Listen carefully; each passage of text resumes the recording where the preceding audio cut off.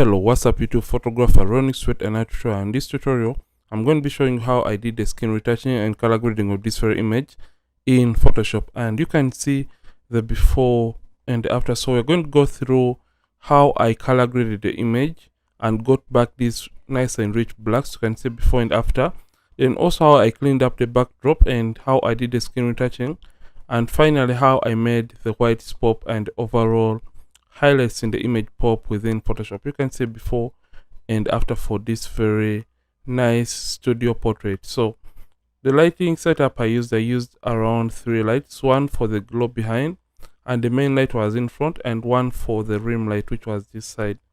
So I'm just going to come and delete this, and we go through the retouching step by step, and we understand what I did when I was trying to retouch and color grade this image within Photoshop. So I don't want to waste so much time trying to go through the overall frequency separation process, and I'm going to be using my actions to speed up or hasten this process so that the tutorial is not a long one. So I'll come to my actions, and if at all you're interested in purchasing my actions, the link is going to be in the description of this video, so you can retouch you can get my retouching essentials actions pack, and it's going to be containing all these actions. So I'll come and I play my 16-bit frequency separation action. You can see I have a 16-bit image. I'm just going to hit the play button after selecting the action. So for this, I have to zoom out and look for an area that has more skin textures or skin details than the rest of the image. So I'm just going to be using the face as a reference. So I'll take up the slider of the radius up to a point when I'm just starting to lose out on the textures in the face area. So at around 5, so that you can see a before and after. At around 5, that is when I'm starting to lose out on the textures. So depending on how many details that you have in the image, you have to move the radius up to a point when those details are just starting to get lost from the image, and I'm just going to hit OK. So the action is going to run, and that is the advantage of using actions to fasten or speed up the retouching process. So you don't have to go through the trouble of creating all these folders. And you can say action comes with a black and white help layer, but for purposes of being uniform and showing you everything, I'm just going to come and delete the black and white layer. So after doing this, I come and select a low frequency, because when I'm retouching images, I prefer to retouch or blend the skin tone transitions first. So I'll come under the brushes, right click and get the mixer brush tool, and I make sure I set it right. So make sure the hardness is 0%, and make sure it is a clean brush, and make sure you select the option that says clean the brush after each and every stroke, because as we are blending the skin color, we are trying to deal with various or a variety of colors. The weight is going to be 9%, the load of 75%, the mix of 90%, and the flow of 100%. So make sure sample all as is not checked, because when you check this option, it means that the brush is going to also carry textures and paint stem into the low frequency layer. So make sure sample all as is not checked. So after doing this, just come and hide the high frequency layer. The reason for hiding the high frequency layer is because we want to deal with only the colors that are part of the low frequency layer, and we don't want the textures to distract us. So we want to see where to even out the transitions within the skin color or skin tone. So I'll zoom in slightly by using Ctrl Command Plus. With the brush tool selected, you can see that when you press the caps lock key, the brush is going to turn into a plus icon, and when you click or press the caps lock key, it is going to get back the way it was meant to be. So how to use the mixer brush tool? You simply left click and you move the mixer brush tool in the direction of an area or the way an area has been shaped, and that is how, or the right way to use the mixer brush tool. So you left click and you drag and move the mixer brush tool in that direction. You can see that this area is moving from this direction. That is why I'm moving my mixer brush tool in that kind of direction. So you can see that this really affects the image in real time. So I'm just going to be mixing and blending the colors so they can have a nice and even transition within them or the skin tone. So you can see this is very nice and effective, and it is very fast. So always retouch at a distance, and make sure the brush really, you keep on changing on the brush sizes by using the open and close brackets on the keyboard. So you have to mix or blend colors that are looking alike, and you don't drag a color from one area to another, because that is going to change or distort the original shape in either the body structure or the facial structures of a model. So I'll just undo that. So reduce on the size and mix just like that. So you can see I'm using a smaller brush for smaller areas and a slightly bigger brush for bigger areas. You can see I'm trying to avoid this highlight because I'm going to paint it alone and mix it alone. So come to this forehead area and also work on that area, because every area that has skin has to be blended and mixed within this image. So right now we are done retouching or mixing the transitions within the skin area. So we are going to come back and we turn on the texture layer, and you can see this is the before and after. With just the Mr. Brush tool, we have been able to achieve these nice and beautiful results. So you can see before after. So after I use the Mr. Brush tool, I tend to only use the lasso tool technique for only the lower parts of the body, like the legs. So I'll come with the low frequency layer still selected and get my lasso tool and make sure the feathering is 20 pixels, because I want the selection to have smooth edges. I don't want the edges to be sharp. So the lower the feathering, the sharper the selection edges, and the higher the feathering, the softer or smoother the pixels or the edges of the selection are going to be. So with this done, with the low frequency layer selected, I'll just come and make a selection just like that. Then come to filter, and I'm going to come to blur, and I come to Gaussian blur. So what I'm going to do, I'll just, with the radius that we had initially for our frequency separation, I'm just going to come to that radius and simply start taking it up to when I feel like I'm having a nice and even skin transition. I'm just going to hit OK. I'm going to be applying it onto the other areas of the leg just like that. Right click and come to Gaussian blur. So you can see I'm avoiding the brightest areas of the image because I want to retain those nice and rich highlights within the photo itself. So I'm just going to make those selections. Right click and apply the Gaussian blur. So after I've done this, you can say before after. Anything is removing the blemishes. So I'll come to the high frequency layer and simply select the clone stamp tool. The mode is normal, opacity and flat 100%. Align is selected and sample is current layer, because blemishes are part of the high frequency layer, which is the current layer. So after getting the clone stamp tool, I'm just going to zoom all the way in and try cleaning up the blemishes. So how this works, you simply hold down the option or alternate key on the keyboard.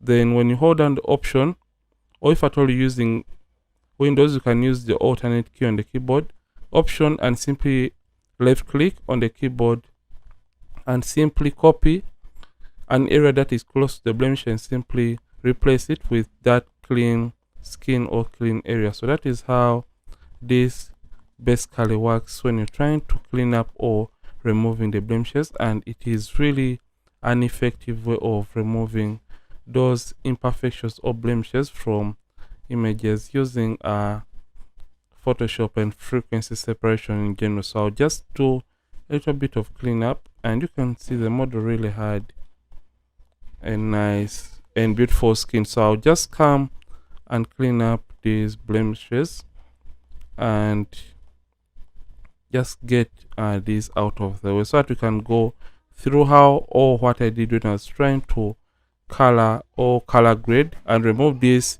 color cast within this very image. So you can see we are done retouching the image, and that's the quick before after. So after I did this, the next thing I did was color grading the skin to make it pop and add a little bit contrast to the image. So I created a stamp visible layer by pressing Shift Alternate Command E on the keyboard, and after I did that, I simply came to filter and I came to the camera raw filter. So after that, I came straight, when my camera raw filter is open, I'm going to come and I target the oranges of the image. So what I do, I come to the color mixer option or the hue, saturation and luminance option, and I come straight to the luminance and I simply slightly darken the oranges by taking the orange slider down, and that is okay. Then I came to the contrast and I simply pumped up the contrast of the image. So you can see the quick before and after, before, after. So what I did, I also came down to my hues and I slightly made the greens a little bit pop. So I took the yellows towards the greens just like that to make this glow pop in the background, and I opened the image back into Photoshop to do the final adjustments. So after this, the next thing I did was getting the wrinkles or folds out of the way. So I got the clone stamp tool and I got rid of this bright area by selecting. So I used the patch tool, I selected this area and I dragged this towards another area that was going to really eliminate that. So that is what I did when I was trying to eliminate that glow. So after this, I came to this area and what I did, I selected this and had to drag it just like that out of the way. So anything is going to be smoothing the background. So what I do, I use the same settings for the Mr. Brush tool with my stamp visible layer still selected, and I'm just going to use this and I mix colors just like that using our mixer brush. So I'm just going to be blending this. The way you use it for retouching, you basically mix colors that are looking alike within the image. So this is what I tend to do when I'm removing these wrinkles or folds from the studio backdrop in Photoshop. So this is what I tend to do. I use the Mr. Brush tool to remove the folds or wrinkles from the backdrop. So I'm going to be forwarding this so that this is not a really long process.